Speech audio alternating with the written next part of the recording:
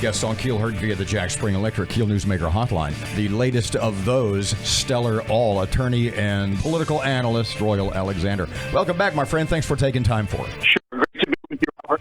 Okay, so your latest column, your latest article, your latest blog at thehayride.com. Alexander, it's not over till the Supreme Court says it is.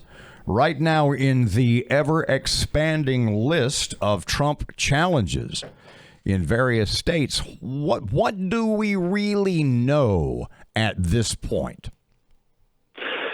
That's a great question. There is several instances that I think are the basis for the legal challenges in several different states.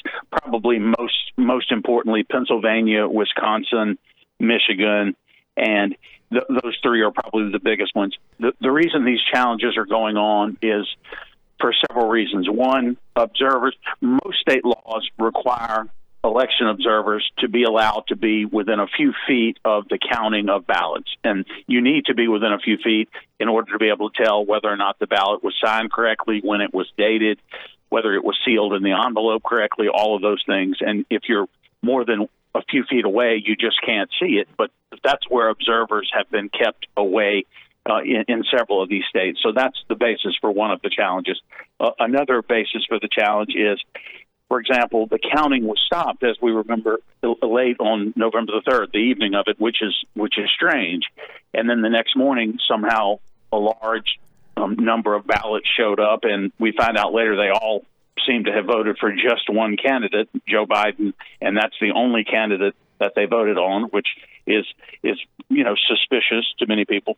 So there's several things like that, Robert, that is going on, and those are the bases. But neither of those include Dominion voting systems, which is actually a software written to flip votes.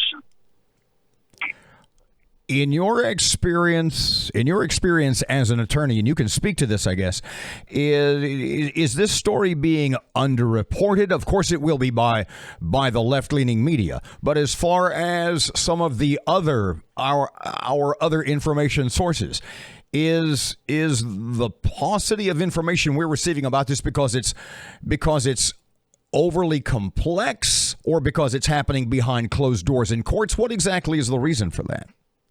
I think it's because much of the national media has a leftward bent. They are already, in their minds, have decided Joe Biden's going to be the president. They detest President Trump, and they are in a sense saying, well, Biden is going to be the president. But that's premature. It's really not up to the media to decide that.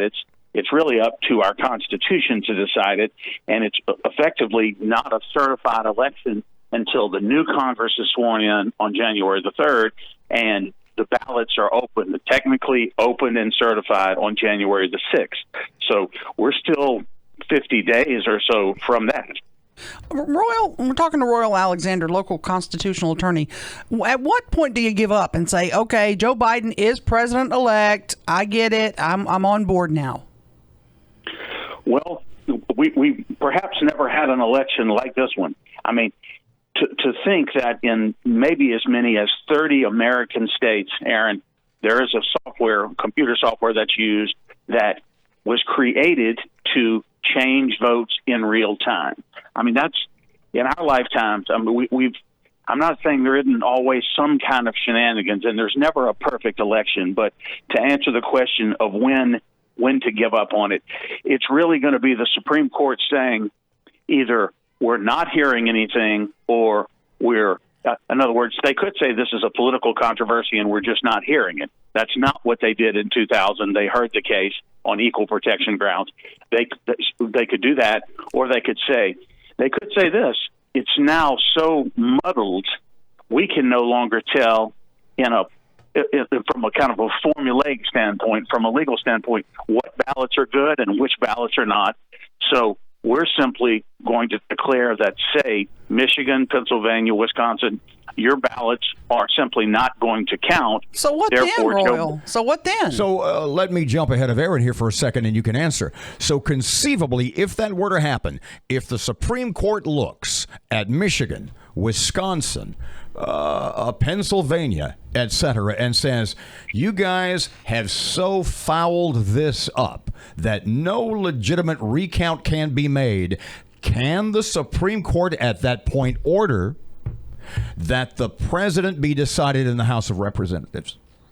Yes, and I could see that being the course, Robert, and this is why, and Aaron, kind of in answer to your question as well, I know the court would prefer to not address this and to let the election stand on its own grounds. But on the other hand, if several states truly have flipped, and the pattern just doesn't match across the country, it really doesn't pass the smell test, that in those 4 states in particular, that the way it was done. I mean, statistically, statisticians would say if 100,000 ballots show up in the middle of the night, which is very weird, all of them, every single one being for one candidate, is just statistically improbable. So, assuming that's the case, Robert, if it goes into the House of Representatives, the Supreme Court gets to say, oh, no, we didn't decide the president. We sent it into the people's house. The people's house.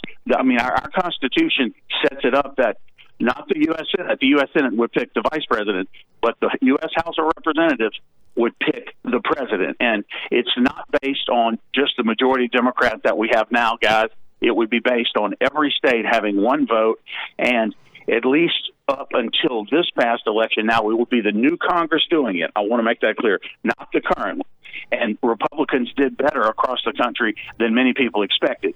There wasn't the blue wave. So the House of Representatives is even stronger now. It picked up a bunch of Republican seats. So if it gets pushed into the House of Representatives, I think if every state has their one vote, I think there's a pretty good chance that President Trump would be reelected. Last quick question from a personal point of view, because I've read that before. You and I have discussed this.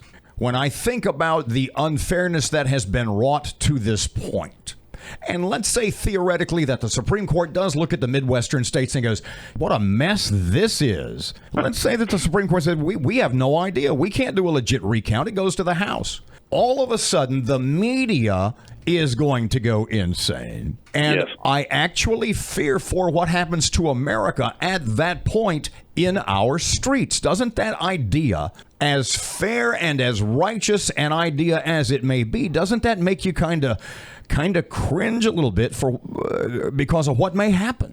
It does make me kind of cringe, Robert. But if this is if parts of this is illegal and we have an illegitimate president, then I'm more worried about what happens to America because we now have elected a clearly illegitimate president. We've seen what looks like in the streets. We saw it all year long. The riots, the looting, the burning. And it happened in about 5 very blue states. It didn't happen across the South. So, yes, I wish the country wouldn't have to go through that. But we can't be a functioning democracy if every vote is not weighted the same. Louisiana didn't have any problem.